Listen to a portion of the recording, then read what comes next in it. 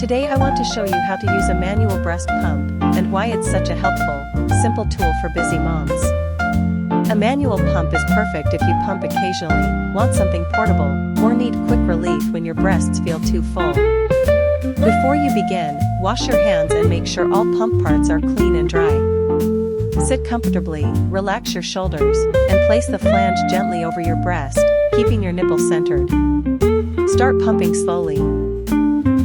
Use soft, gentle squeezes at first to wake up your milk flow. When your milk begins to flow, continue in a steady rhythm, squeeze and release. Pumping should always feel comfortable. If you feel pain, stop and adjust the position of the pump. When the flow slows, you can switch breasts or rest for a minute and start again. Most moms pump for about 10 to 15 minutes on each side. What moms love most about manual pumps is that they are quiet, easy to carry, and perfect for travel or nighttime use. After pumping, store your milk in a clean container, label it with the date and time, and place it in the refrigerator or freezer.